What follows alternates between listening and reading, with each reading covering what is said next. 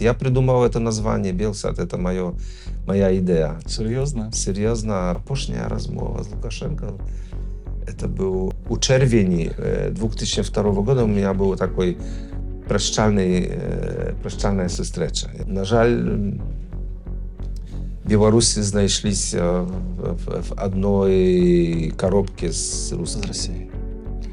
Ну, а жадання дзяліць на захадзе няма, так? Есть, конечно.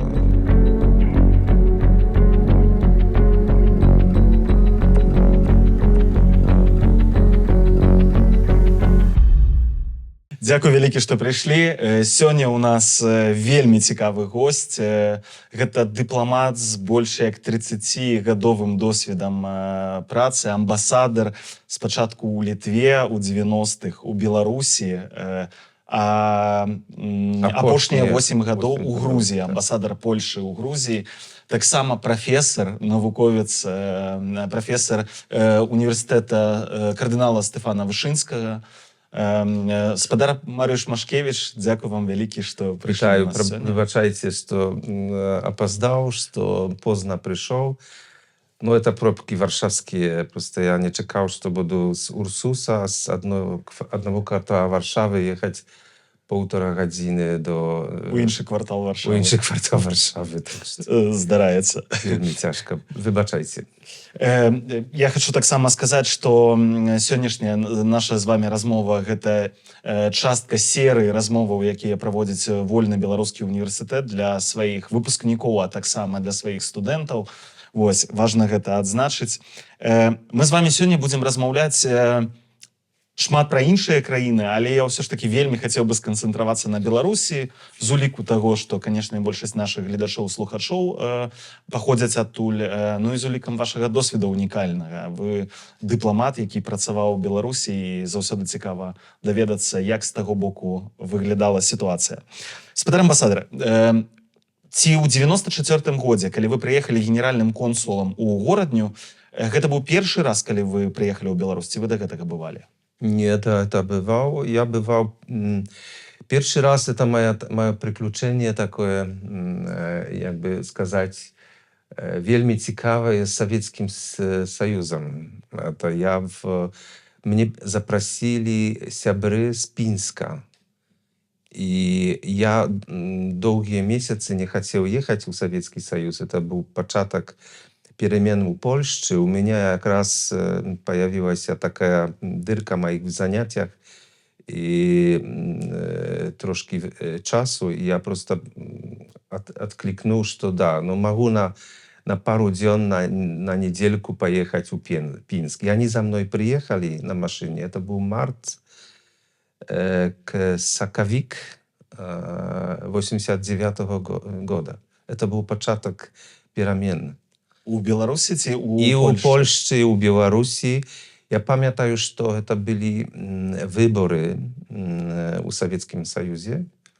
Я трапив у костел в Пінске, де святаром був Казимир Świątek.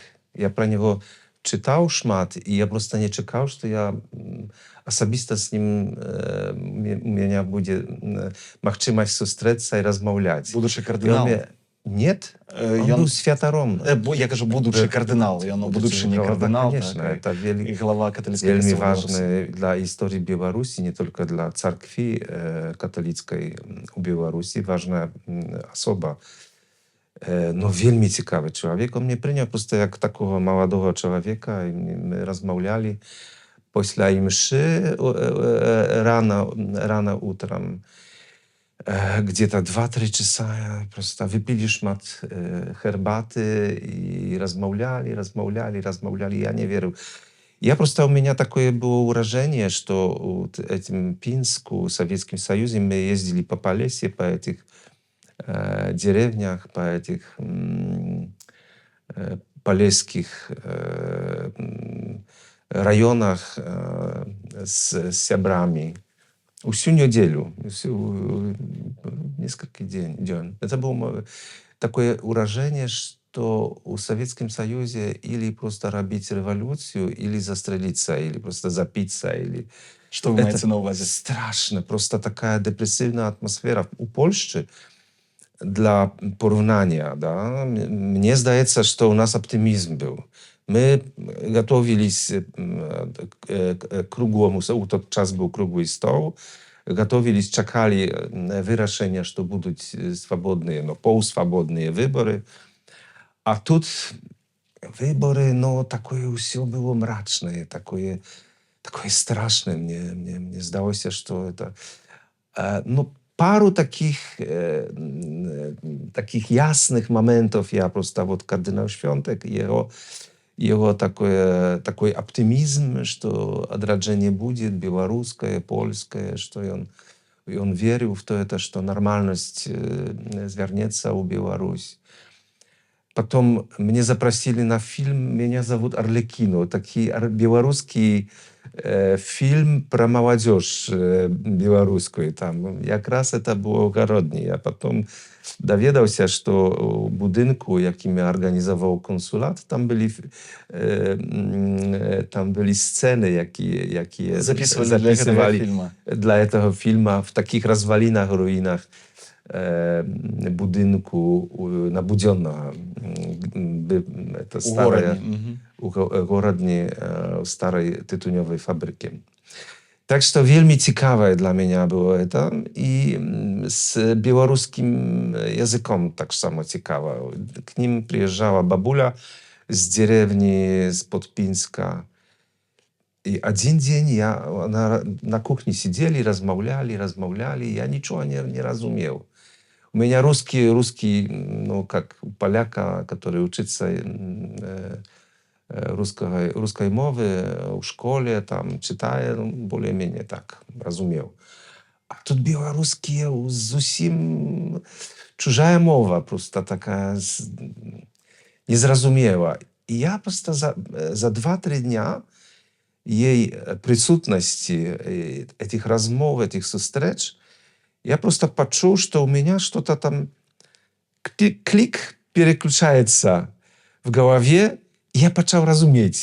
І це зрозумів, як близько білоруська мова польської мови. Це поміж російською і польською, но ближе польської, так Ну, би так, сказав. вельми подобно, вельми шмат. Это такие приключения у меня у Пинска, 89-й. А потом я... А 94-й год, вы с коли вы приехали? 94-м я ранее был в Вильне, организовал польскую амбассаду, и у меня была возможность ездить праз Городня в Белосток. И один раз мой сябр, якого были кревні родственники, Свояки, так? Свояки были в Городні. И он меня забрал, мы 2 дня были у Городні. Мне показали эти люди молодые, там были такие, мне показали Городні, мне вельми Калужская церковь на Днемном, там мне вельми сподобалося. И як у 94-м гоdzie была такая пропанова, как я з Вільні поехал у другую плацовку, Ага. у другую дипломатичную миссию. Мне пропоновали Швейцарию, Латвию и Городне. И говорили, что ну в Городне это там тяжко, потому что это надо организовать все с самого початку. Там, ну, это так, ну, неинтересное предложение, неинтересная пропанова. А я говорю, да, это самое интересное для меня. Я просто выбрал Городню. Цікава. І ось ви приїжджаєте у 94-м годзе у Городню. Яна адрознівалася чымсьці, вось Беларусь 94-го ад 89-го? Бо ў 89-м, вы кажаце, застрэліцца можна было, як было кепска. Ці ў 94-м? Да, 94 год, это был уже год перемен, такое народного отраджения. А видно было, что Беларусь старается ходить на своих ногах. Белорусы, народ просто, и это дума, гордость того, что мы белорусы, погоня, бело-красно-белый стяг, эти такие неприятные моменты jakby takiego ideologicznego konfliktu z Litowcami, jak z tej pogoni, jak z tej tradycji wielkiej.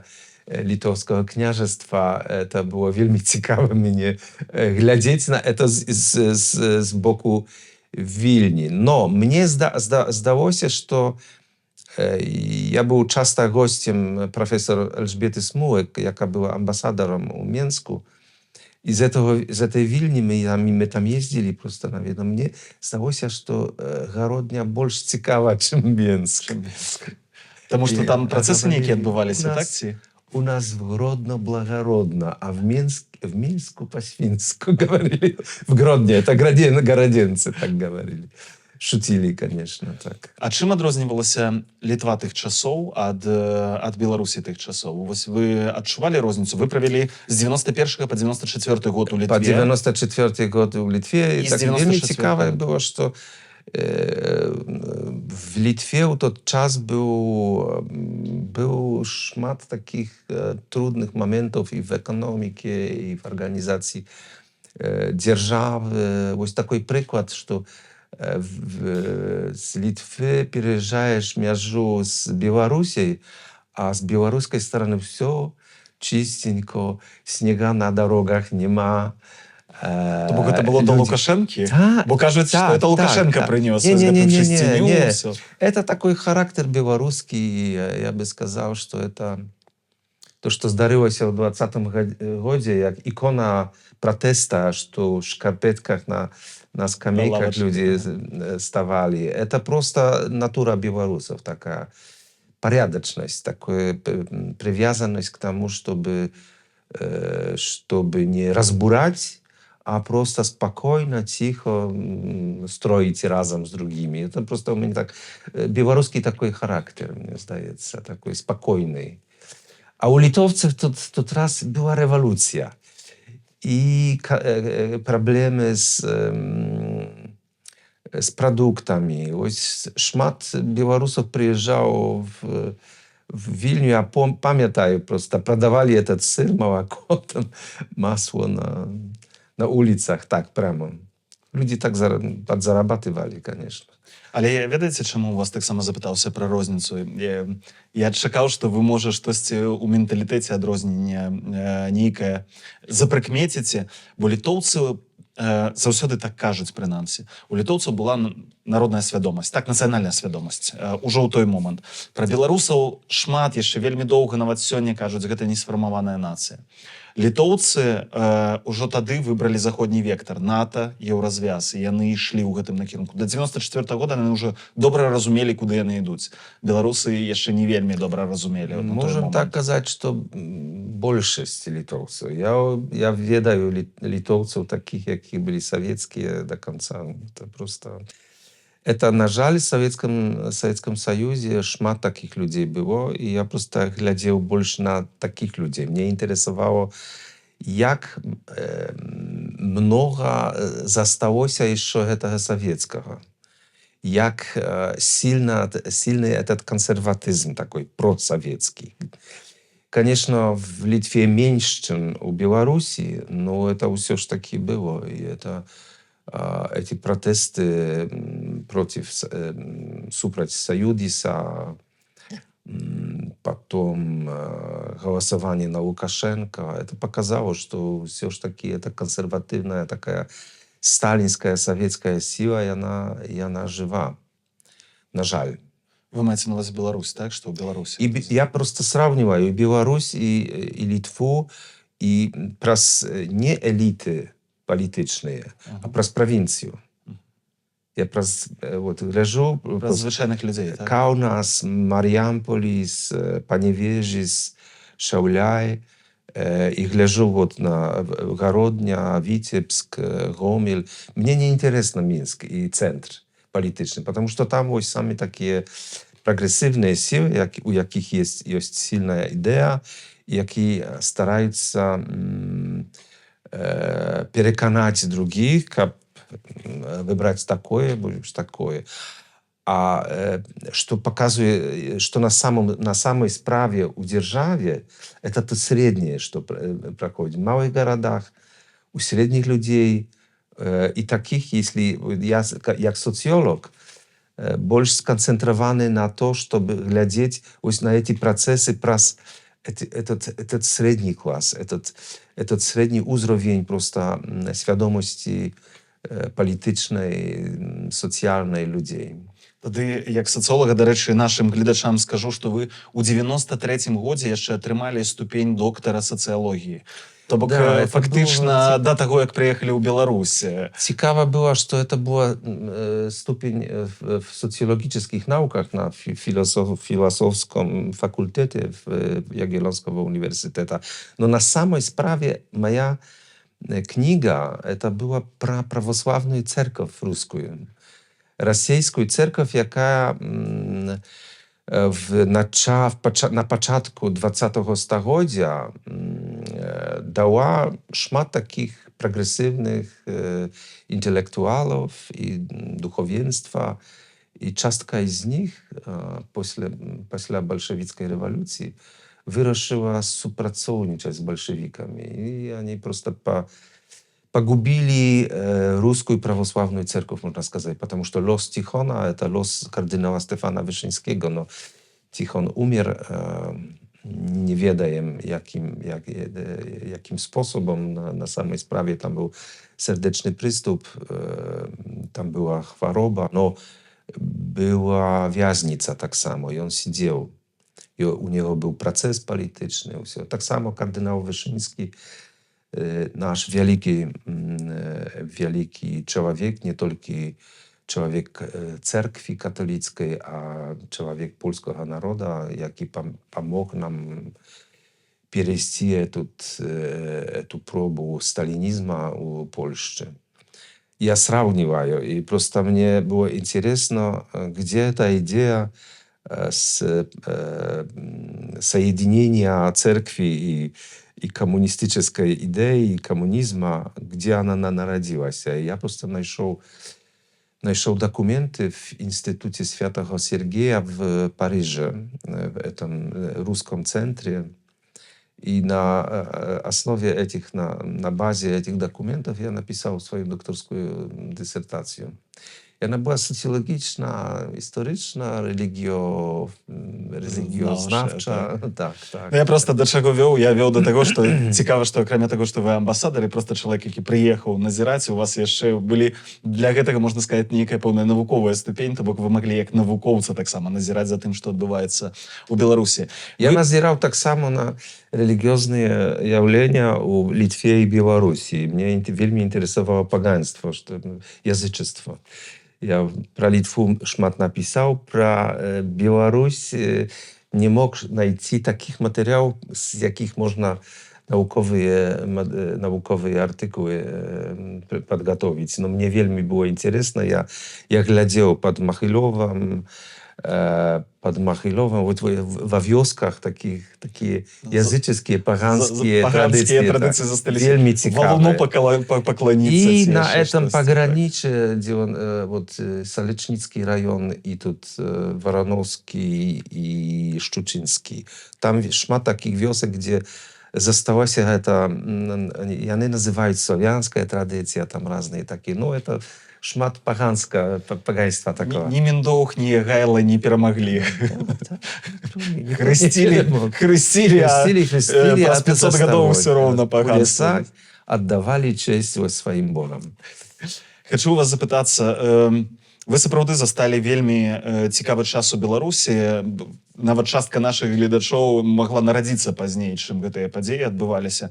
З 94 по 97 вы былі консулам у горадзе, а пазней амбасадарам до 2002 года ў Менску. Это выпадково. Я просто стал амбассадором, потому что профессор Гереmek в 1997 году стал министром замежных справ Польши. И он не мог найти кандидата, он хотел заменить посла, який ранее был, не буду называть прозвища, и раился просто с разными своими сябрами, ну, дайте мне кандидата. И Марек Карп ему подсказал, а есть такой Машкевич в Городне, он хороший консул, возьмите. Я был самым молодым послом тогда. У 98-м годзе вам было 39 гадоў. Самый молодой консул. Но в Гародні я почав в 94-м підготовляти. У мене там нічого не було. Не було ніяких адміністративних будинків. Треба було щось придумати. Я просто придумав у будинку старої тютюневої фабрики. Мені сподобалося, що можна в таких індустріальному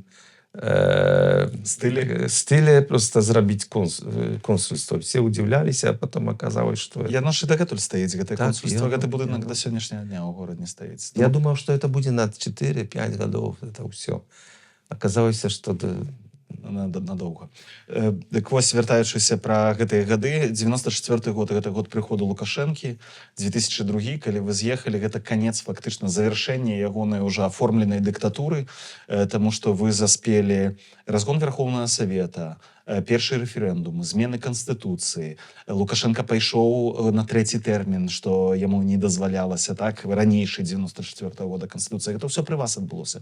Што вы думалі тады? Як вы ўспрымалі гэтыя падзеі? Вы фактычна бачылі вяртанне ў нейкі Савецкі Саюз? У тот час я приймав это як дитячая хвороба просто, что это пройдет. У меня был такой оптимизм, что через несколько годов просто люди все ж таки захотят жить нормальным життям, як у Польщі, як у Литве, развиваться. Западная культура больше близкая, чем русская. Мне так здавалось. У тот час, в 95-м, 96-м, я видел эти референдумы, эти подеи. Мне здалось, что это просто часово. Это просто пройде як хвороба. А сёння, калі вы вось на гэта глядзіце, вы думаеце, вы памыляліся тады? Ці проста штосьці... Я памыляўся ў тым сэнсе, што я не думаў, што эта хвароба будзе хронічнай і для некаторых смертельнай. І аказалася, што это смертельная хвароба, яка распаўсюджвалася на Расію, потому что в 90-е годы Россия это был просто для Беларуси, это был приклад просто демократии. И они приезжали, я памятаю, Демократии и анархии. Демократы приезжали, люди из разных демократичных организаций российских и учили белорусов демократии. И это просто, я памятаю эти встречи у ОБСЕ, у Минску, и потом это было вельми цікаво. А потом оказалось, что не только Россия, вот Казахстан, Азербайджан зараз імкнеться к этому, и, на жаль, Грузия. Мы с вами про Грузию еще поразмовляем особо. Я не хочу размовлять про Грузию, да, мы домовились про Беларусь. Но я просто говорю про хворобу, якая просто. Лукашенко показал, и он был таким, Беларусь и его команда, это полигон такой был. Была такая идея у Поздняка в 96-м, и он сказал, это все смеялись, но что-то в этом было, что Поздняк сказал, что старые КГБ, старые структуры, номенклатура, и она на Лукашенке и на Беларуси пробуют, як можно эту систему просто укрепить. И это у него шмат в этом, он был прав. Але до сённяшняга дня так кажуць.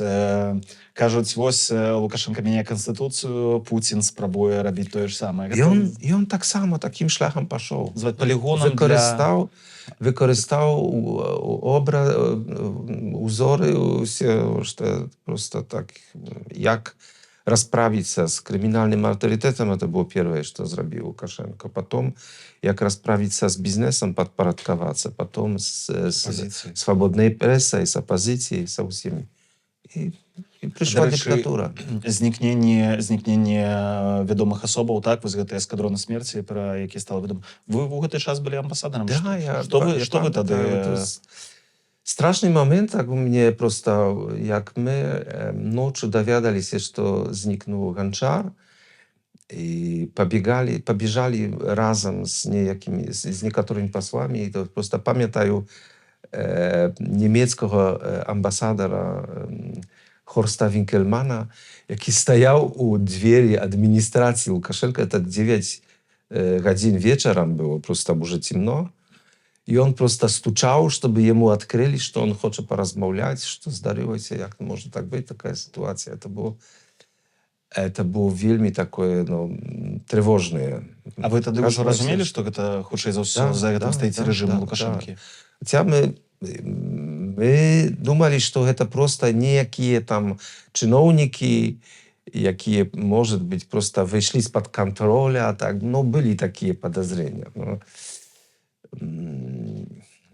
не хотелось верить, что это будет початок такого большого террора, можно сказать. То есть вельми сильного террора. Я сам отчув на своих плечах это в 2006 году.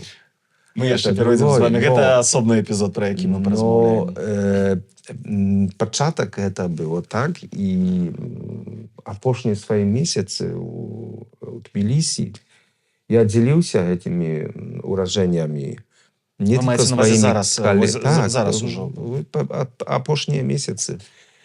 Я говорил, что это просто так начиналось и у Беларуси. Вы глядите.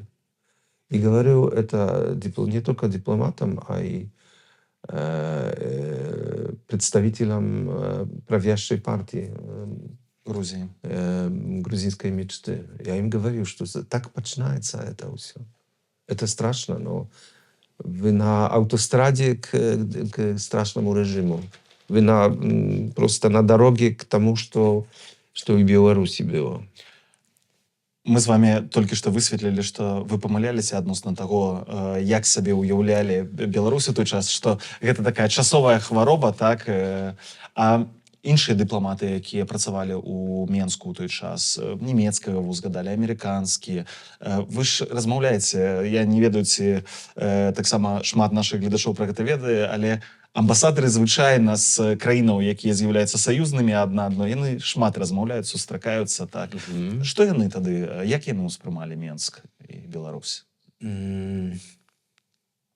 Тут проблема, что у каждой краины jakby свои схемы, свои клише. И амбассадор працує так, чтобы его разумели в его столице, так.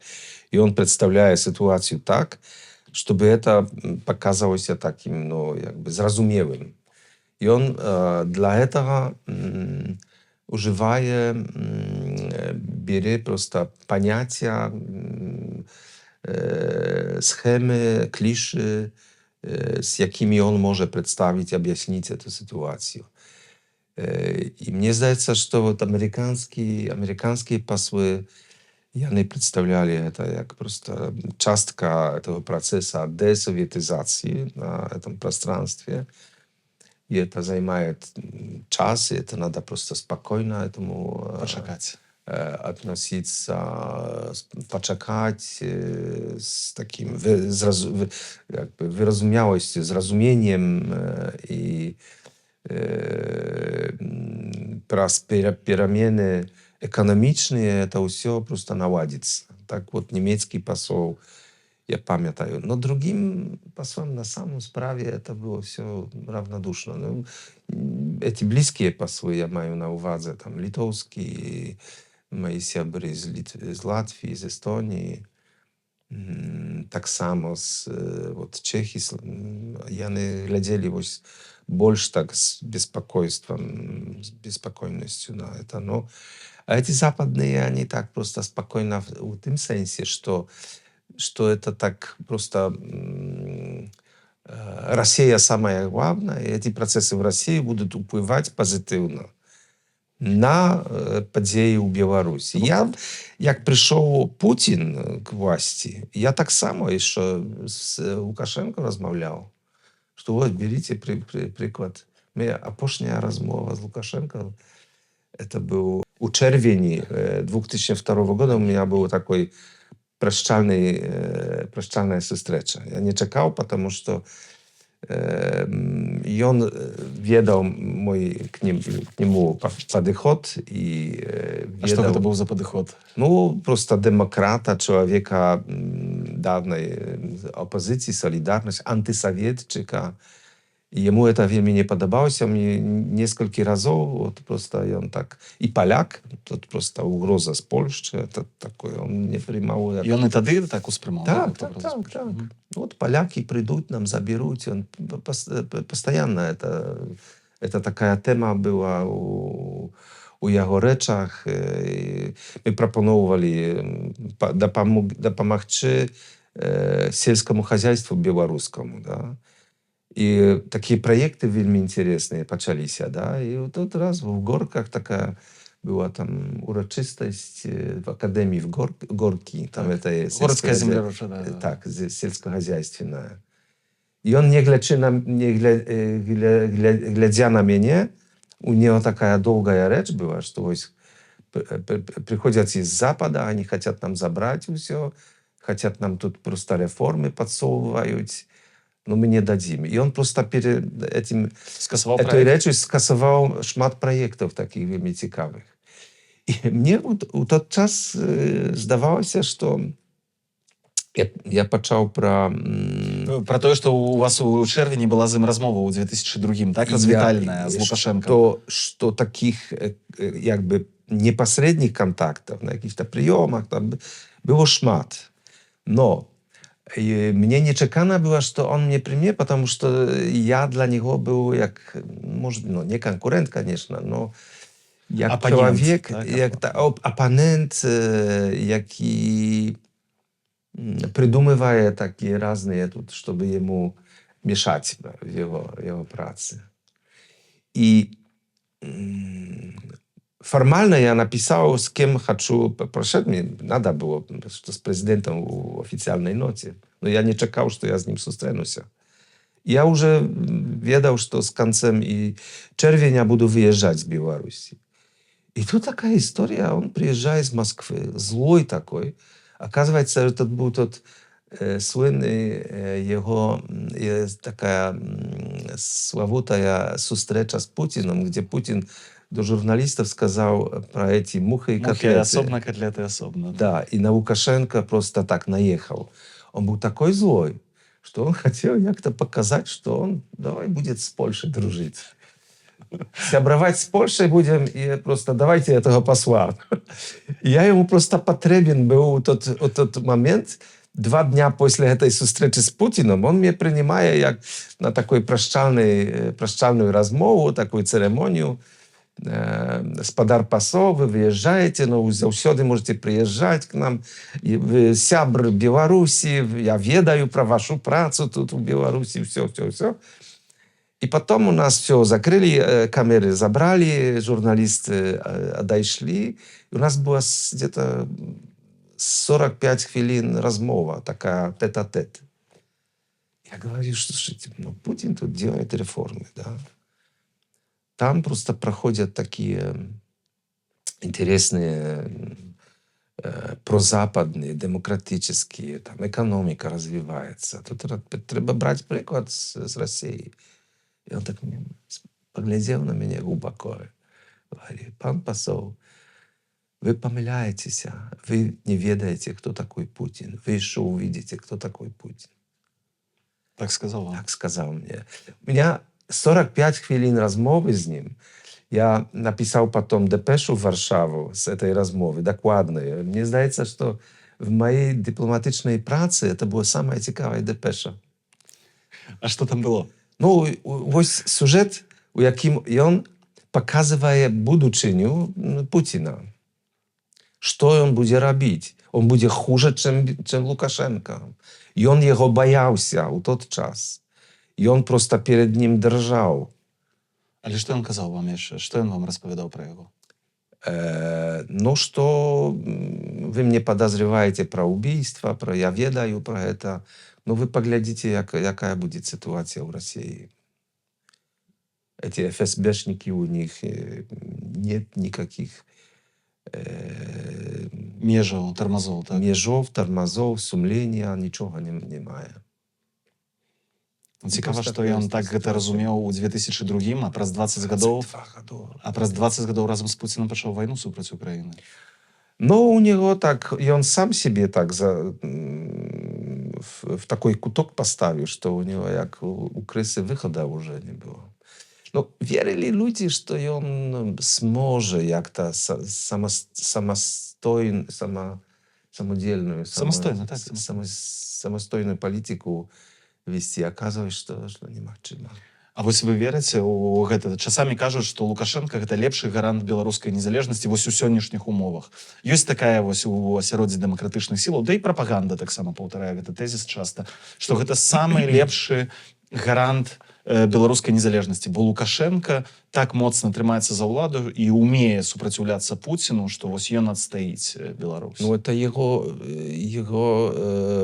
feudalny, jakby сказать, он zrobił feudalny systemu.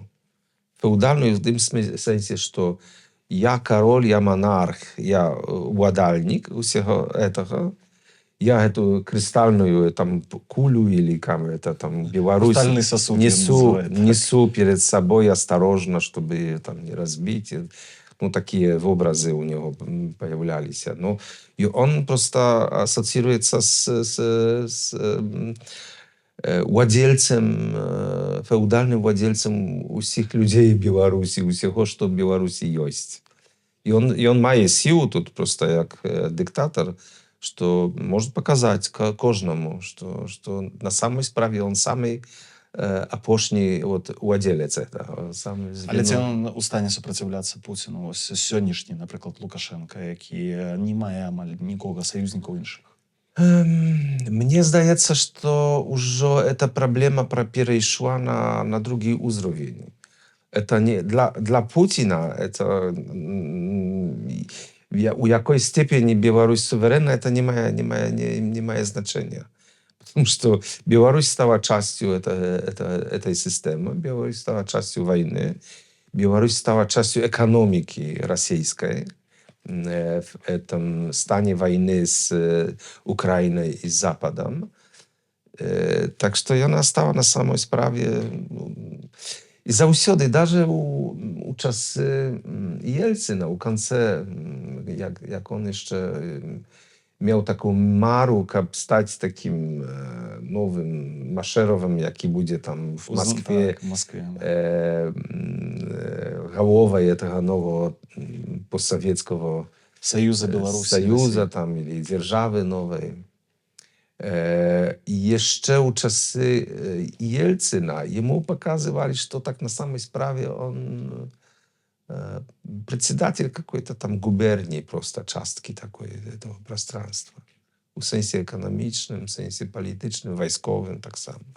Вы за особливо не лічыце? Так, шмат разов такие красные, червоные линии были. Я памятаю, в 2002 году мне просто доложили, что на самой справе Беларусь там подписала, Лукашенко погодился подписать домовый про военную контроль просторы. И это оказывалось, что это просто ситуация, в которой он на самой справе он не может контролировать, какая ракета полетит на Дрозды, на его голову. И в каждый момент ему могут, если будет сильно там сопротивляться, ему просто ракету запустят на Дрозды и его уничтожат. И он не сможет обороняться. Это уже был конец суверенитета, так? И он отдавал. Это и все ж таки у него засталось что-то отдавать еще. И все ж таки и тот суверенитет и есть, и его нема заодно. Ну, мы так само яшчэ до гэтага вернемся, крышку пытання. Такое недоокресление. То, что у Беларуси характерно, что ситуации, у яких я вельми люблю такую белорусскую формулу, так, ці так. Ты не ведаешь, ты стоишь так на правой ноге, ці на левой ноге. Ну, так трошки на правой, трошки на левой. Это вельми цікавая формула, она для наших западных характеров, на Польши, то есть незразумела. А в Беларуси люди научились жить с этим. Это просто шматликие войны, оккупации, шматликие терпения. Это показало, что надо сохранить эту жизненную субстанцию и просто уметь ховать chować swoje przekonania, swoje myślenie przed wrogiem. I ludzie tak nauczyli żyć prosto z tym, że stało standardem. Taka niedookreśloność. Że dla Białorusów, dla Litowców, dla Polaków to wielmi często niezrozumiałe. No ja po Białoruś mogę сказать, потому что я с Беларусью сильно связался вот так. И духовно, и интеллектуально, и політично в якимś sensie. Так что я это разумею, но для меня все ж таки это не моя практика. Я стараюсь всегда говорить так, як есть. Ну, бачите, як мінімум ви розмовляєте по-білоруську праз 22 годи, як виїхали з Білорусі у якості амбасадора. Моя белорусская мова вельми дрэнна, я ведаю. Да, неправда, цудоўная у вас беларуская мова. Вы вельмі просто зараз сціпла выказваецеся пра яе. Шмат беларусаў размаўляе горш па-беларуску. Мы домовились, что будем на польской. Мы домовились, что вы ў пэўны момант, калі вам будзе комфортно, перайдзеце на польскую, але засталіся на беларускай. І цудоўна. Давайте вернемся ў тыя часы. Цяжка было быць вось заходнім польскім дыпламатам у Беларусі у той момант. Былі нейкія перашкоды? Вось цяжка было з чыноўнікамі, напрыклад, размаўляць беларускімі. Як яны ўспрымалі? Это разница менталитета. И разница того, что я бы называл аксиологичный kręgosłup. Хребетник. Аксиологический хребетник. Это в Беларуси для меня все ж таки угородnie. Я памятаю дискуссии с разными сябрами там, из милиции, из администрации. Застолья разные, просто сидели, пили, кушали. Ну, вельми близкие были люди мне. Я не знаю, зачем вам это НАТО? Зачем Польша иdzie у НАТО? Я им объяснял эту ситуацию. И они это не разумели. Просто там эмоций больше, такой советский консерватизм, сильно подлитый эмоциями, что вот у меня детство в Советском Союзе. Я вырос в Советском Союзе. Я был в советской армии. Я к этой краине, я нараспалася, но частка этого засталась, да. И для меня просто это моя родня. Не Беларусь, а вот Советский Союз. Из-за этого НАТО враг. И Польша тут, країна, яка тут побач, и она идет до НАТО. Значит, она нас просто здрадзила нас. Это просто... И для меня это было вельми дивно. Шмат таких, таких зустріч з людьми, які показали, які сильні культурні різниці поміж нами. Ось для середнього білоруса у той час, 90-ті роки, Казахстан, Киргизстан, це була близька заграниця, а Польща, ось за Брестом, за Білостоком уже, це була далека заграниця. Я просто того так само не розумів. Pierwsza moja sustrzecza, ja w Garodnie wziął konwencję konsulską. Konsulska konwencja podpisana w 1993 roku naszymi ministrami zamieżnych spraw. To współpracownictwo w konsulskich sprawach. I ja jak konsul poszedł wszystkim wysokim czynownikom garodzieckiej władzy, administracji, tak областной и местной, и городской, и милиции, и КГБ, и прокуроры. Представьте, что я польский консул, я тут буду pracować.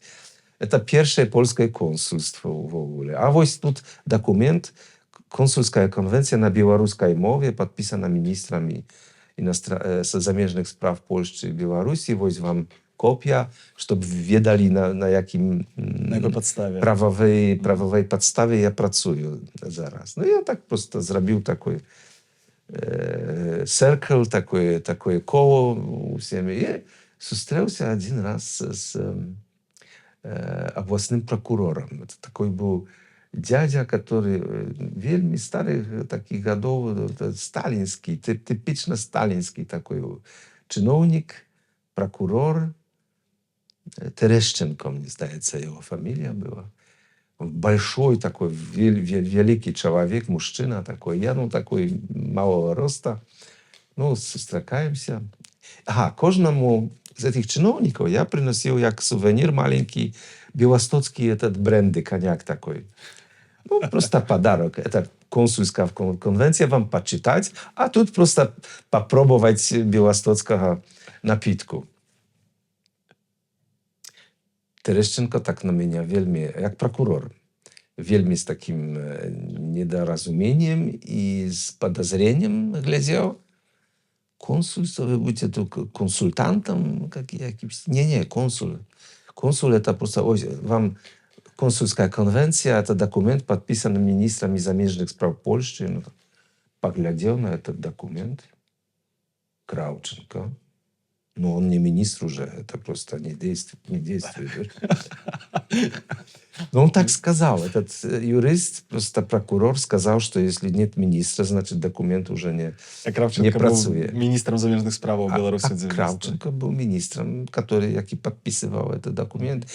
Или Сянькова, я уже не пам'ятаю. Но мне здається Кравченко.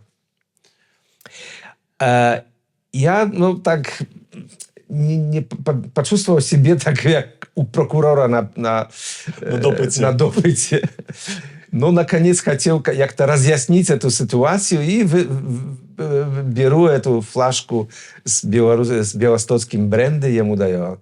Он тот раз встал, своей высоты на меня высоко посмотрел, очень таким, вельми таким узроком и с голосом сказал: «Я этого не возьму, заберите». Оказалось, что я стараюсь прокурора Грозинского дать ему взятку. Он мне в такой ситуации поставил. Я просто почувствовал себе. Ой, Советский Союз, так. Если бы к нему пришел кто-то другой, он бы взял и там шмат гроши. И все хорошо было. А тут просто такую показуху мне сделал и мне унизил так сильно. Вельми такой. Але гэта адзінкавы выпадак ці все ж таки шмат? Не, шмат этих чиновников городенских, это были просто сябры мои.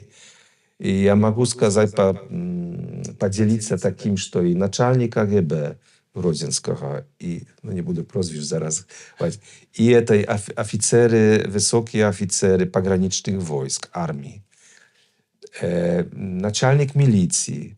Я с ними усими сябровал, и они приходили мне дома.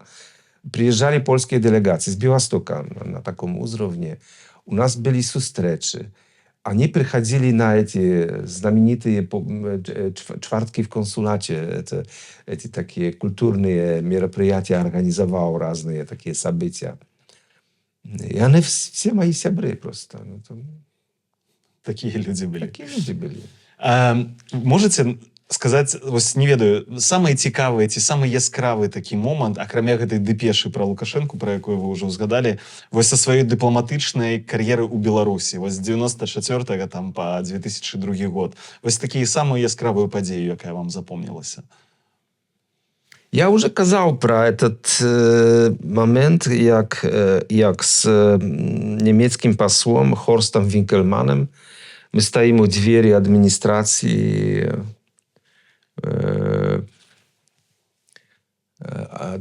президента и хотим размовлять про...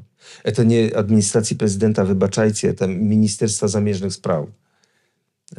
И хотим размовлять про загинулого Гончара. Это что с ним здарилось, что выясните эту ситуацию. Это так не может быть.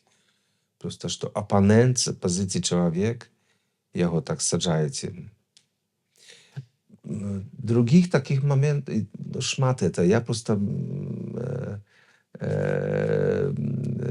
даю слово, что у меня будет книга про мою дипломатичную працу у Литве и у Беларуси. Я просто подготовляю это. І ви зможете прочитати шмат чого інтересного. Абавязкова прачытаем, а можа яшчэ тады раз сустрэнемся і паразмаўляем пра гэтыя ўсе падзеі. Тады запытаюсь у вас такую рэч. Ці у гэтым перыядзе, калі у Беларусі станавілася дыктатура, так, фактычна 95-2001, калі можна Нет, сказаць, што ўжо это не аформілася было еще дыктатура. диктатура, это что было такое просто. Помогали ему Мечислав Гриб, Ну, але Конституцию Семен- переписали. Семен Шарецкий, все, что вся номенклатура была вельми довольна, что Лукашенко, что все, что не поменялось на каких-то, знаете, американских десантников, какие там просто имели приехать и забрать им краину, там, их советскую краину. Але ўсё ж такі знікненне, калі ласка, Ганчара, якую мы узгадываем, гэта ўсё это 99-й год, так? То бок, Это еще было... гэта ўжо палітычная были- барацьба да, была з но была Лукашенком. борьба, но эти были разборки в своем лагере. Гончар это был человек с самого початку, який підтримував Лукашенко, пам'ятаєте? Так. Так само генерал Захаренко. Захаренко. Ось, даже и Карпенко, его такая смерть, у него инсульт был или приступ, или что-то там такое. Ну, все говорили, что это специально. Что это был человек реформ, такой прогрессивный, но человек номенклатуры. Так само. Але ў першыя гады з Лукашенком толькі номенклатура змагалася. 2001 год... Частка номенклатуры змагалася, а частка працавала з ним. Ну так, Это 2001 просто такое. год Домаш з горадні, так, кіраўнік спачатку горадні мэр, так, это ж номенклатура. Ганчарык, які быў лідарам прафсаюза. Пробовали, ніякі люди пробовали просто. І так само Шарецький став опозиціонером, да, нечаканно. А што апазіцыя не так рабіла? Чаму яна не змагла Лукашенку перамагчы ні напрыканцы 90-х, ні на пачатку 2000-х?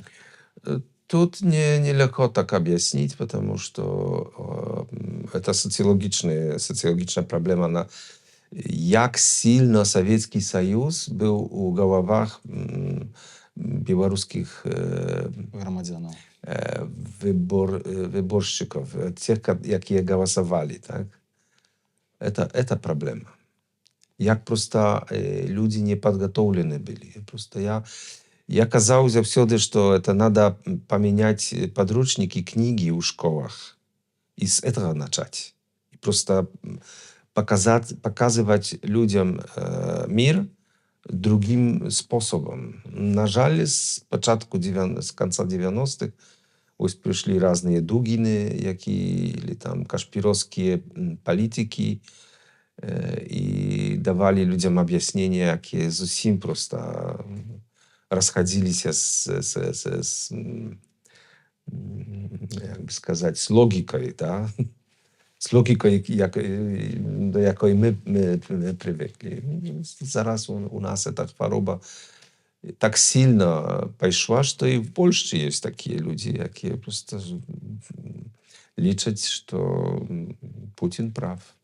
Ой, ну але гэта ж зусім маленькая група, так, людзей. Не маленькая група, поверьте мне, что эта группа сильно у неких партиях есть люди, які вельми задоволені, з великим задоволенням слухають этих передач белорусского телебачення, ютуберов этих разных, Томаша Шмидта з Белоруссии, глядят это. И это не только конфедерация, это люди, які за конфедерацію. Это не маргинез идиотов, а люди з высшим образованием, у яких просто проблема з аксіологічним позвоночником. Разумею. Тады, калі Беларусь не была готова памяняць Лукашенку, вы кажаце, што ў галовах людзей было яшчэ савецкая спадчына, так, яны, можа, не былі гатовыя галасаваць за апазіцыю. Тады выбар Лукашэнкі і арыентацыі вось гэтай геапалітычнай. Лукашенко амаль адразу абраў Расію, так, Москву, усход. Ці маглі тады краіны захаду змяніць крышку гэтую вось арыентацыю? Ці маглі запрапанаваць штосьці Александру Лукашенку, уцягнуць неяк яго ў нейкія праекты супольныя? Это все помилки в адносінах до Росії, яны просто мультипликовались на Беларусь. Так что нам потрібно просто на усю політику Запада у сторону Білорусі глядеть праз політику Запада у сторону Москви. І ці всі помилки, ці ресети Обами, правда, і Хіларі Клінтон. Это то, что они до конца верили, что Медведев это політик, ось, який може вирішити проблеми свого уровня, так? Ну, оказалось, що ні. То бок вы лічыце, што Захад заўсёды памыляўся адносна. Усходняя палітыка Захада была Заўсёды кепская. памыляўся, не слухаў палякаў, не слухаў Леха Качынского, не слухаў других польских политиков, экспертов и не верил нам, что просто я памятаю, в 2006 году я выступал на шматликих конференциях у Западе, у Заходней Европы. Мне запрошали, потому что я стал славным после этого ареста в Минску. Был амбассадор, якого посадили у тюрьму в Минску на Крестина. Это вельми цікаво людям. Зараз ми но скажемо одразу.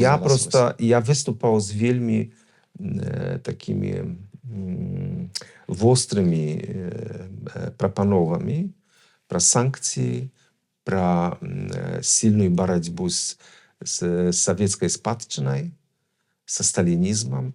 И просто люди глядели на меня как на такого не зовсім нормального. Ну, посидел в тюрьме, там потерпел, наверное, ему там что-то так... Это особистое. Особистое. Это что-то особистое. Так. Не верили мне. А зараз оказывается, что у нас такая ситуация. Это хіба агульная хвороба, так, что на Заходе, На особливо жаль, на Заходній жаль. Європі, не розуміють. Это уволе такая человеческая способность не верить в самое плохое, что может здариться.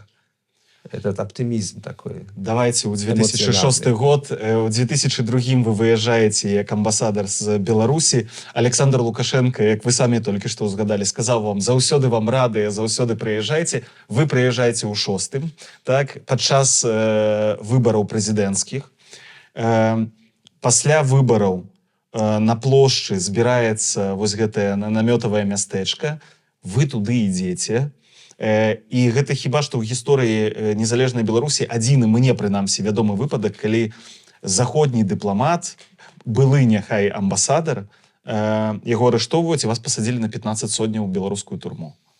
Да, я просто читал потом в польских газетах, мы говорили про конфедерацию, это про лукашенковский такой жанр, но есть такой человек, политик вядомый, його прозвище Януш Корвін-Міке, який зараз після моєго звільнення написав довгу статтю в польських газетах, що Машкевич поїхав у Минск за американские гроши. Что мне заплатили, и я там просто был как высланником. И он говорил то же самое, что милиционеры у турме, так? У этой машине, якими везли у суд. Автозак. Автозаке. Эти милиционеры так само думали. Это то же самое. Ну, тады про гэта было вельмі гучна, што вас затрымалі, вас... А што вы там рабілі? Яка причина? Чаму вы приехали? Яка причина, да. Я просто... Я когда объяснял, что у меня есть такой сябр еще с Гродно, Александр Миленкевич, який был кандидатом в президенты. Потом я гляжу вельми сильно, потом мы переживали то, что здарилось с Союзом поляков в Городне в 2005 году. Мы вельми сильно просто помогали нашим сябрам. Раскололи, тогда так его держала. Раз так. И увогуле, это просто способ развязания этого конфликта этими милицейскими палками. Это нам просто, это показалось, что это просто барбарство самого высшего уровня. И раз год я вижу просто, что то же самое происходит на почте, что люди там собрались, обороняют маленькую частку своей свободы, своей країни, яка їм здалася, може бути демократична. И Миленкевич, мой сябр, и все уж так, у такой ситуации. Я просто недолго думаю, да, мне треба поехать там и хотя бы своей присутностью поддержать так морально. Я сел в машину на наступный день, это был 22-3 марта, красовика. Сакавика. И вечером был в Минску, оставил машину моих сябров в подворке, там недалеко их квартиры, и пешком пришел на почту, мне поглядели, мне сябры, там, знакомые, журналисты, и ось, хорошо, вельми добре, там было уже поздно, 7-8 вечера. Мы так 2 часа поразмовляли, чай попили, там попели, там все. Я собираюсь к моим сябрам ночевать. Они говорят, слушай, ты не выходи, потому что есть оцепление КГБовское, и тебе просто арестуют. Треба лепш дочекать до утра, як буде видно, и тогда ты можешь пойти поспать. И я так подумал, что да, на наступный день просто пойду посплю у моих сябров, просто высплюсь. А пока буду с ними. Это была такая атмосфера, такая религиозная, я бы сказал. Там такая просто дух такой хороший. И песни эти, и настроение. И, ну, вельми цікаво. И тут оказалось, что 2 часа ночи или там 3 часа ночи нас оцепили эти ОМОНовцы, начали бить, вырывать эти автозаки. И я знайшовся у тюрьме на Крестина. Ну, кстати, вельми хорошим товаристве я был так. Павел Шеремет был в той самой камере, Александр Подрабинек, российские и украинские сябры, и нас разом было где-то 10 человек. И вас замежников собрали, видавочно, не громадян Беларуси. Не громадян Беларуси, нас просто посадили в одну камеру 21. Я сподіваюся, что исторично когда-то будет там такая доска мемориальная, что в этой камере разом сидел Павел Шеремет, Александр Подрабинек. И, может, мое прозвище будет. Вы сегодня в Беларусь можете приехать? Даже не думаю про это. А прошлый раз после этого ареста я на 5 годов был, у меня запрет не только в Беларусь, а в страны СНГ. Я не мог выезжать. А потом у меня такая возможность появилась в 2015, мне здається, мне с нашего Министерства замежных справ разом с другими попросили поехать на консультации про умову, про супрацовництво в эдукации, там что такое. Поміж Білорусью и Польшей. Поміж Білорусью и Польшей. Я не были готовы про эту умову подписать. Мы вельми хотели. И надо было там закончить негоциации, записи артикулов этой умовы. И я поехал еще 3 человека. После 9 лет первый раз был в Минску. А потом уже, як был послом в Тбилиси, я остановился на 1 день по своей дороге с Тбилиси в Харьков. Праз Минск я летел в Харьков на конференцию в Украину. И у меня так оказалось, что полет праз Минск.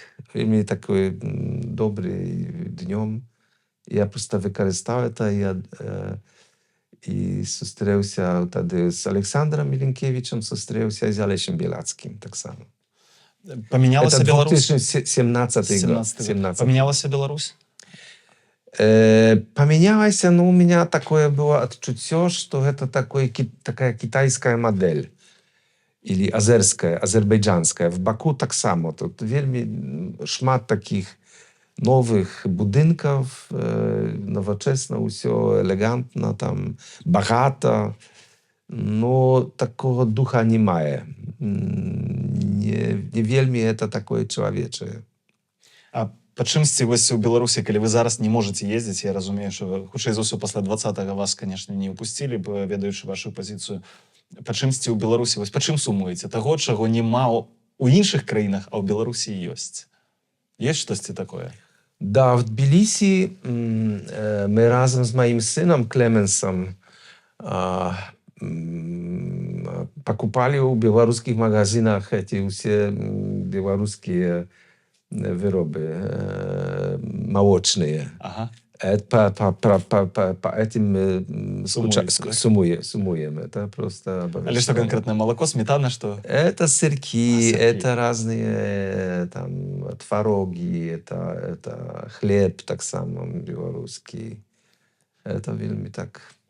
Чорны И мои дети в ogóle, яны любят сладости разные белорусские, так что... Ну, ясно. Но, конечно, за этим климатом Витебщины, Гродненщины я суммую, я бы хотел поехать там, конечно. Особенно на Гродненщине, навидать Лиду, Щучин, поглядеть этих людей, эти костелы, побач литовской границы, эти деревушки, бенякони разные, там, шмат моих друзей таких. Сяброў таких старых. Засталося, яшчэ жывуць там. Доживаюць, так. Яны не в палітыке, это такія обычныя людзі. Вельмі любіў Магілёв ездзіць, таксама в Брест, Пінск. Ну, побачым, может, калі-небудзь. Можа.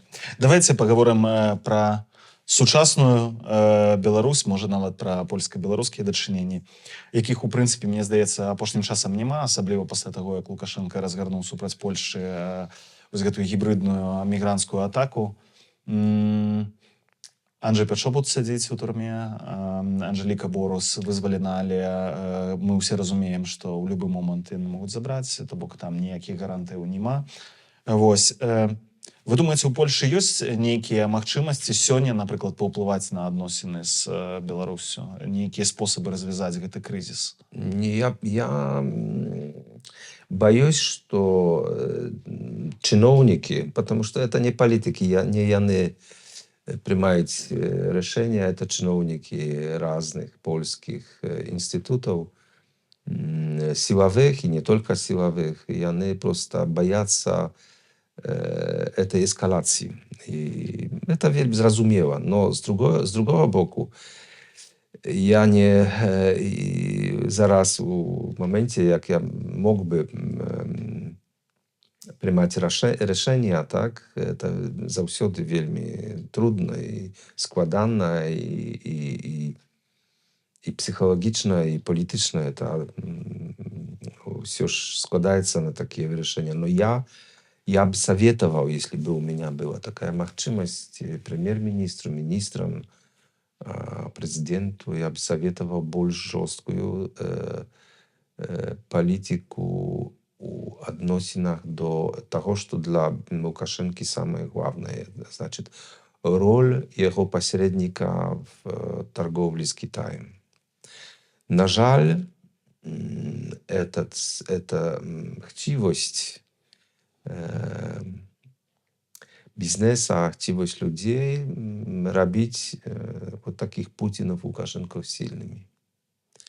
Это коррупция, вот австрийские банки, итальянские бизнесы, французские большие, французские великие корпорации, які ціснуть на Макрона, щоб порозмовляв ще 2 часа з Путіном ночью, там, может, якраз ночью Путин будет такой уже слабенький, что погодится на что-то там.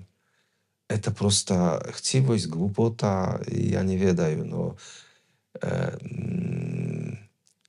до этого часу мы это ведаем, мы знаем прозвища этих немецких фирм, які поставляють оборудование, машини для російського мілітарного комплексу індустрії. И они завозят это в Турцию переклеивают наклейки и отправляют с Турции в Россию. Это просто страшно. С этим надо просто и закрыть торговлю с Беларусью, закрыть им все Магчымасці. магчымасці, каб этот кислород просто не доходил. Ну, это решение такое вельми сильное, но треба отваги на это. Бо трэба быць з дыктатарамі такімі як Пуцін, Лукашенко, трэба быць больш жорсткімі, так? Больш жорсткім треба быць. Дакладна. У асяроддзі беларускіх дэмакратычных сілаў, конечно, не ўсе, але ёсць лагер, які кажа, што 2020 год і пратэсты такія шырокія былі памылкай. Што з маральнага пункту гледжання так, все цудоўна, трэба было гэта рабіць, але гэта знішчыла тыя невялічкую прастору свабоды, якая ўзнікла ў Беларусі вось ва ўмовах дыктатуры паміж там 15 і 20 годам. Параўноўваюць часамі да варшаўскага паўстання нават 44 года, што вось, маўляў, можа не варта было, можа не трэба было б вось штосьці такое рабіць. Што вы думаете? Это был 20 год. Варшавское повстание, конечно. Для меня это было с самого початку, это был проект российский. Эти все блогеры, Сергей Тихановский, я просто у меня не было информации, я просто глядел на комментаторы, як просто это бачится. И на самой справе, и проект Бабарыка, и все другие, это были, так говорять, просто я принимаю это как махчимое, да, а не як правда. Як правду. Да? Что это были проекты для ослабления Лукашенки. Чтобы его ослабить, надо было просто, этим всем политичным технологам просто все вымкнулось с контроля, потому что и люди Бабарыка, и люди Тихановского, его жена, я глядел на Светлану, як она просто до этого была, потом jej ewolucję, to ja sравниваю Светлану z naszej Angelikой Борис, яка так само вельми боялася, не хотела, а потом просто в ней, якось дух войшов, и она стала мощной. И со Светланой Тихановской так само. Я с великим захоплением гляжу на эту особу и вижу будущее политичное для нее, и вижу, что она может отыграть великую роль в Беларуси. Это вельми сильный характер. Но женщины в Беларуси сильные. Это другое. И это просто то, что эти подеи, и они с самого початку, я вельми скептично к этому относился. Вельми. Но потом, когда люди вышли, когда это вышло из-под контроля тех политтехнологов, которые хотели управлять там каким-то процессом там, за 2 миллиона баксов или там, не знаю, там, за какие гроши там, покупать себе голосы и так дальше. Это вышло им из-под контроля. И оказалось, что этот народ, я называл это трава под асфальта вырастает.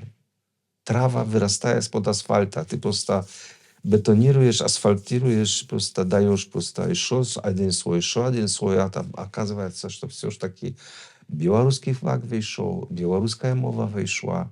И все же это новое поколение.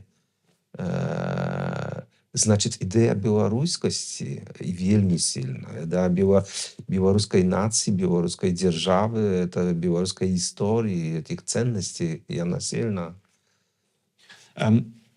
Як вы думаеце, чаму у 2020 годзе так мала чыноўнікаў лукашэнкаўскіх падтрымала народ? Бачна было, што Лукашенко прайграў. Я думаю, гэта было зразумела ім вельмі добра. Яны бачылі пратаколы з паседжання, яны бачылі чэргі на галасаванне, якіх ніколі не было ў гісторыі Беларусі, чэргі, каб прагаласаваць.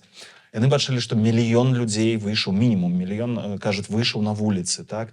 Яны бачылі, што Лукашенко перайграў. Але акрамя Латушкі і пару амбасадараў, так, Латушка былы міністр, конечно, і пару амбасадараў ніхто не падтрымаў. Макей, якога лічылі прабеларускім. Яны боялись. То не то, что они не падтрымлівалі. Я не хочу одного чиновника, с яким у меня в Грузии были контакты, не хочу его подставлять. zaraz. No i у меня были встречи с чиновниками лукашенковскими, и поверьте мне, что яны были на стороне людей, яны боялись просто, яны молчали. Это такая Але чаму реакция. тады яны не перайшлі? Просто страх? Страх? Они чекали на развитие подей. Ну і дачакаліся Если таго, бы это перекинулось, Лукашенко просто и он маньяк власти, он маньяк этих методов, он человек, который, это по-немецки называется Spitzenfingergefühl.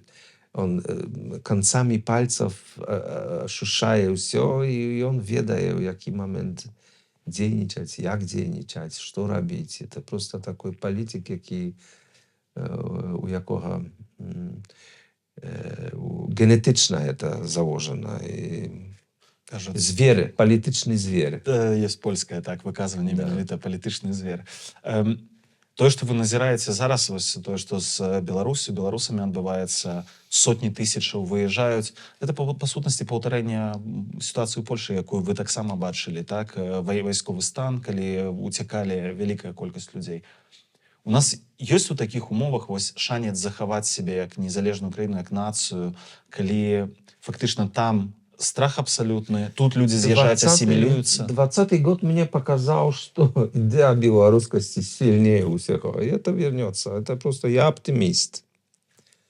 На жаль, заўсёды говорю, что это перемены придут, все ж таки, но это чуть позднее, чем я очакал, так? Но будет это. Это у меня такое оптимистичное. Потому что если я бачу, что самое молодое поколение, яке народилось уже за Лукашенки, яны размовляют на белорусской мове, яны заинтересованы белорусской культурой, белорусской историей. Так, значит, это просто живая идея. Ничто не может заменить это. Это просто... Это так сильно, что будут поколения, и будут эти поколения будовать незалежную державу белорусскую. Я б з вами абсалютна з гэтым згадзіўся, што можа варта пачакаць і вырасці, але ў нас ёсць фактар яшчэ адзін, які моцна на гэта ўплывае. Вы самі пра яго ўзгадывалі, гэта фактар Расіі. Так, сёння Беларусь фактычна, вы кажаце, ўжо частка Расіі эканамічна і палітычна. Вось. Ці пры такой моцнай гравітацыі, так, калі мы так блізка знаходзімся да вось гэтага, да Крамля, ці ў нас ёсць шанец увогуле вырвацца з гэтага, захаваць сябе як незалежную дзяржаву? Я апошнія 8 гадоў быў на Каўказе, так, у Грузии, и давать такие рецепты или советы, мне здаецца, что не маю права. Але глядзіце. Не маю права, просто у меня адчуццё, что это придзе на свои места, что Россия ослабнет, что жизнь Путина она не вечная, и этой советской идеи сталинской, это тоже просто про идею. Надо с этим активно бороться, надо стараться просто молодому поколению показывать, чим была на самой справе диктатура, так большевистская, как и гитлеровская, что это само зло, и это просто придзе на свое место. А Расія можа быць не імперыя, вось з улікам іх тэрыторыі, з улікам іх культуры, іх мінулага. Это другая тема, это уже другая тема. Я шмат бачу этот российский, американский проект «Настоящее время». Там есть шмат таких передач про глубинку российскую. Мне вельми подобаются эти стужки про Сибирь, там, про таких обычных людей, какие не у политики, далеко там своим делом занимаются. Это Россия просто сама себе, и она может жить и никому не мешать жить, но с этим монстром сталинско-московско-питерским надо просто... Запад должен просто справиться. А як? Ёсць нейкі рэцэпт эканамічны? Экономичным способом. Просто то, чем питался Путин, это ошибки Запада, это коррупция западная, это то, что описывал в своих книгах Юрген Рот, немецкий журналист, Deutschland Mafialand, Geheimnisse. Он там писал про секретные связи Газпрома с бизнесом немецким. Эстеблишментом, да. И с этим надо справить. Тут просто проблема есть. Это ну, не мы, Польша, конечно. Но Запад и Германия, и они вырастили такого монстра. Вы кажаце, 8 апошніх гадоў вы правялі на Каўказе. Вы вельмі доўга былі амбасадарам. Рэдка бываюць 8 гадоў, каб чалавек заставаўся на пасадзе амбасадара. Да, выпадково, потому что я в 20-м году уже собирался звертаться на батьківщину, у Польщу. И тут вышла такая ситуация, что был Ковід, так? COVID, все закрыто. И перенесли вырашение на наступный год. В 2021 году там подготовляли кандидата. И так само выпадково этот кандидат просто не прошел. Комусь не сподобался, а то просто не ведаю. Что-то там не так вышло. И перенесли вырашение на наступный год. И в 2022 году я уже прощался с усими. Я уже всем говорю, что да, я выезжаю. А потом я не ведаю, як.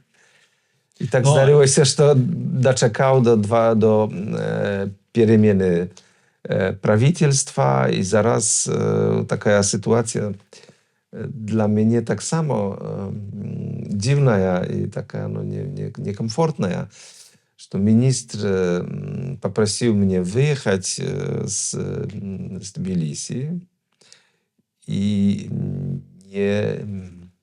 не выконывать обовязков посла, а президент не подписал моего отвоевания, отсыла, так, или как? Вертание, может быть. Вертание. И я просто формально еще посол у Грузии, хотя уже, конечно, не в обовязках. Так вось пра Грузію, калі казаць.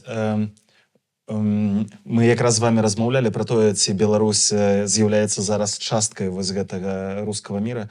Зараз шмат хто адсюль глядзіць на Грузію, тое, што там адбываецца. І якраз такі задаецца пытаннем, мы задаемся пытаннем, ці Грузія якраз зараз не ідзе ў гэты рускі мір, ці яна не выбрала, не хоча стаць добровольно фактычна часткай рускага міра. У меня есть такая концепция. Я просто глядел на то, як этот русский и связанный с русским другой бизнес постсоветской просторы, як он глядит. На мое бачение, wielki biznes już dawno przestał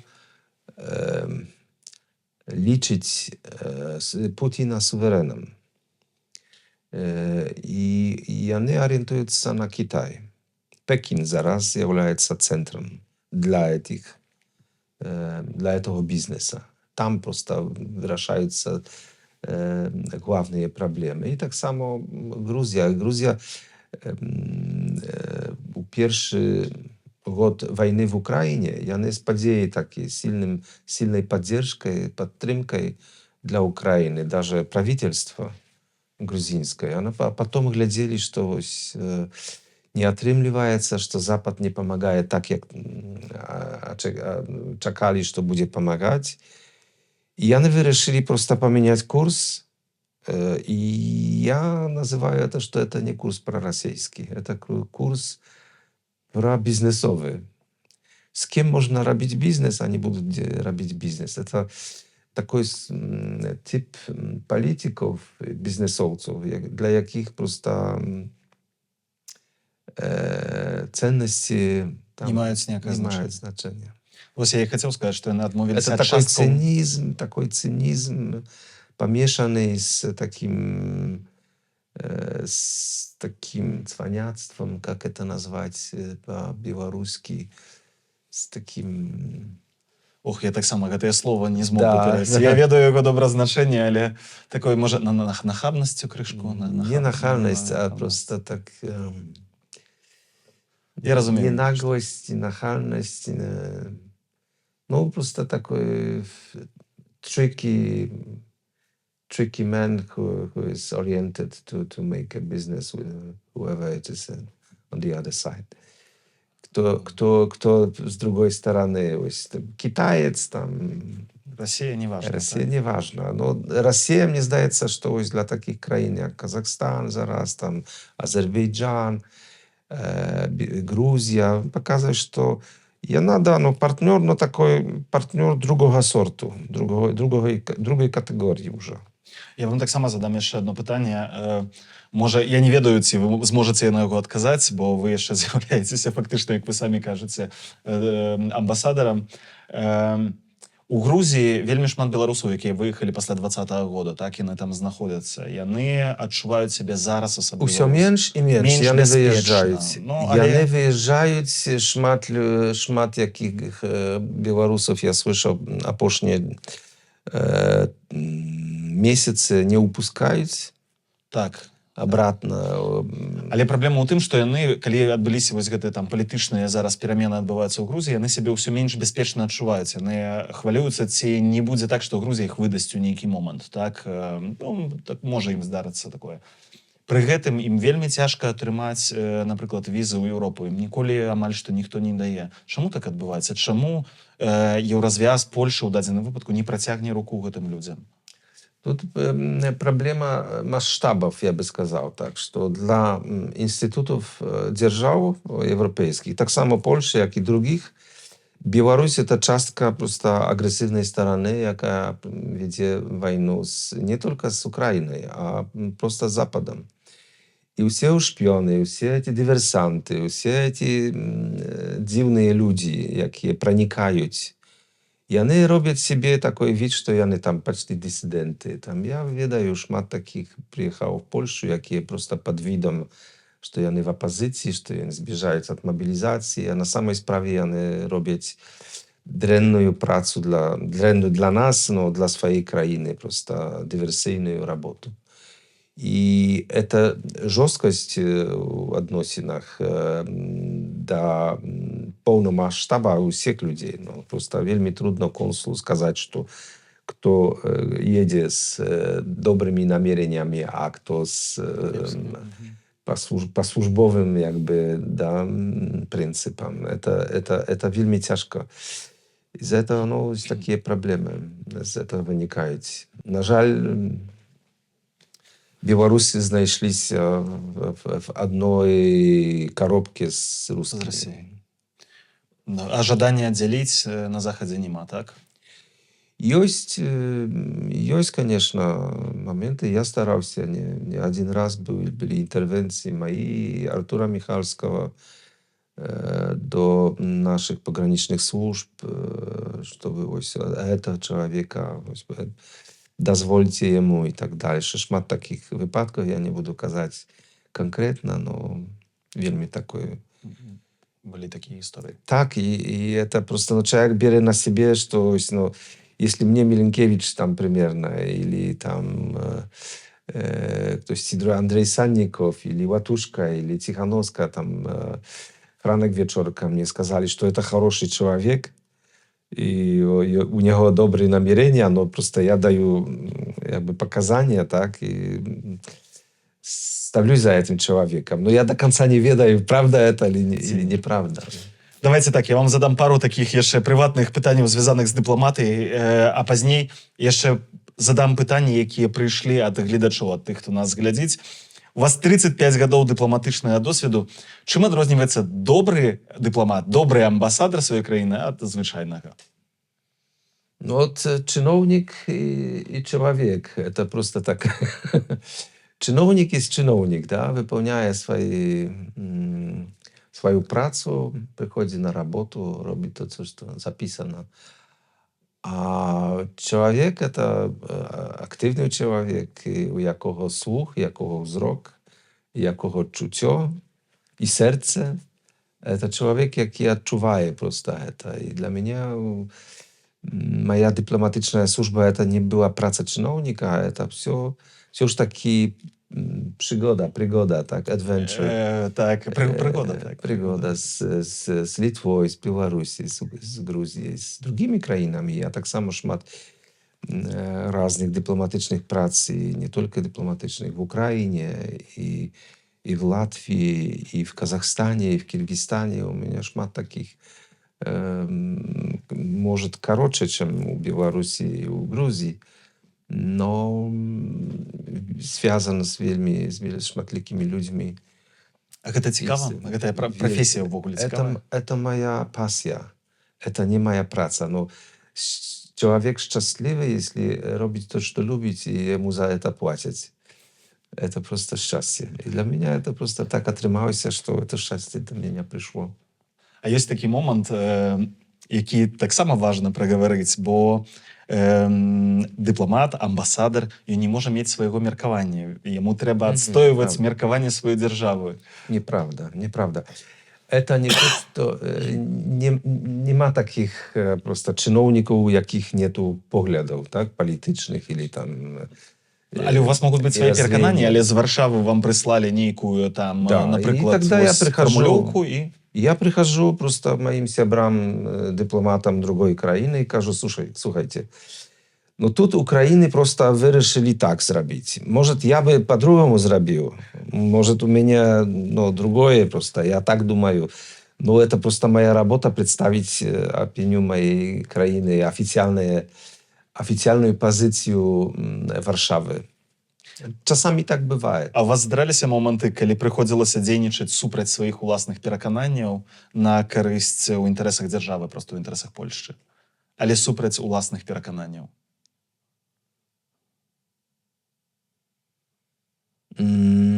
Когда надо было спасать людей. Нет, это наоборот. Это было супраць інтарэсаў дзяржавы, а згодна з вашими дзяржавы, а згодна з маімі. Я шмат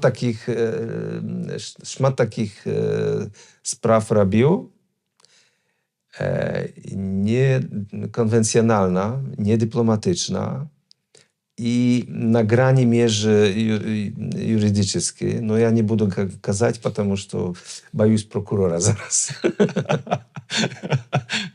Добра, тады не будзем закранаць гэтыя рэчы. Вам яшчэ трэба дапісаць кнігу, і мы пра яе мусім паразмаўляць. Кнізе пастараюся напісаць, но моє асабістае жыццё таксама. Я якийсь час звязаўся з дзяўчынай, яка беларуская, она мне нарадзіла майго сына. Это мой пятый мой ребенок. И трэба было яксьці ратавацца з этой ситуації. Я вельмі неконвенцjonalnym шляхом пошел. Шматлики обурялись на меня, говорили, что это неморально, что это так.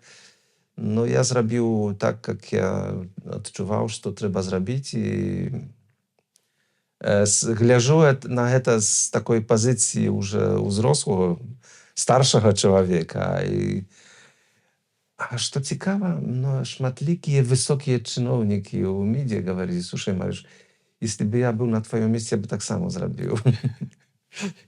И для меня это было такое, да, ясно. Okay. Есть рэчы, якімі вы асабліва ганарыцеся за вашу кар'еру дыпламата? Вось штосьці, што вы зрабілі, штосьці, што застанецца ці засталося, вось такія рэчы.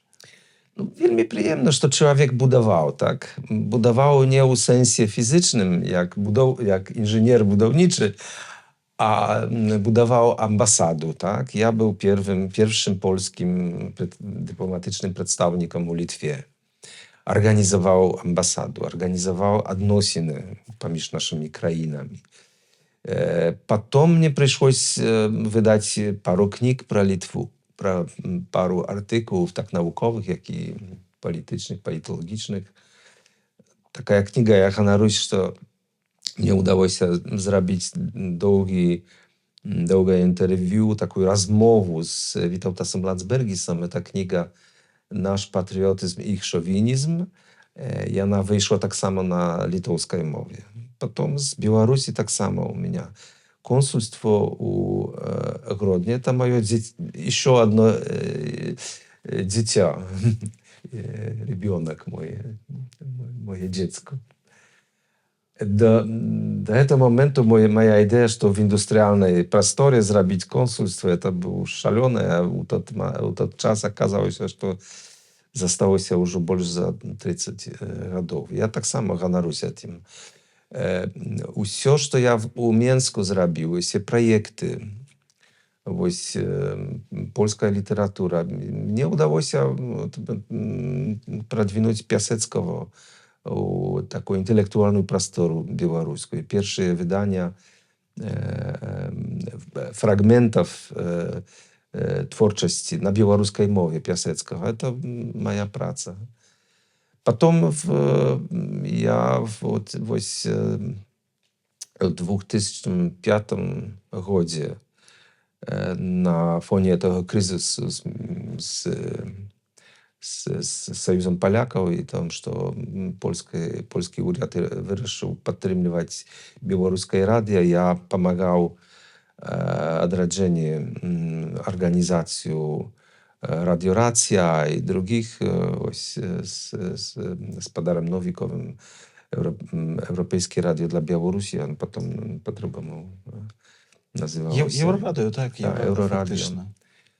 Pomagał im. Potem my zostrzyli się z Agnieszką Romaszewską. To после mojego arestu ona robiła ze mną interview u mnie doma i zaczęli rozmawiać про było, no, to trzeba już zaraz nie radio, a telebaczenie zrobić. I ona mówi, że u niej dobre odnосiny z prezesem polskiego telebaczenia, z Bronisławem Wilsztajnem, że ona постарается zrobić.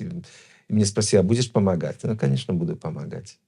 I tak powstawał Bielsat. Я, подключился под этот проект, помогал Агнешке в тот час. Я придумал это название Белсат, это моя идея. Серьезно? Серьезно, потому что надо было хутко, праз месяц, сделать такой трейлер, что-то показать и завести это в Вашингтон, Брюссель и найти сябров и гроши для этого проекта. У нас такая идея была, что я буду таким представником заграничным. Лоббистом. Таким лоббистом, да. И Агнешка мне как бы отдала это. И, ну, Белсат, она говорила, слушай, Белсат, это вельми не подобается Вильштайну, потому что это ассоциируется с Польсатом. А в тот раз Польсата никто не любил. Я говорю, слушай, будет Белсат. Это будет вельми добре. Ну и стал Белсат. Застался Белсат. Хотя я на самого початку перед Вильштайном она прятала это название. Беларусь, что там называлось так. Ну и Белсат остался. И это так само могу сказать, что мое дитё. Ну, конечно, не я потом организовал это. Вельми рад, что мой сябр, вот Олесь Диковицкий, стал там одним из главных таких организаторов этой программной працы. Ну и увогуле шмат людей в этом проекте. Это белорусское национальное добро, я говорю, что это Белсат, это что-то такое сильное. Национальное добро, так? И национальное добро, и надо оборонять это, надо працаваць, каб это засталося. Я усіх палітиків, з якими маю магчимость размаўляць, пераканаю, что Белсат надо защищать, оборонять. Спадар амбасадар, дзякуй вялікі за гэтую размову.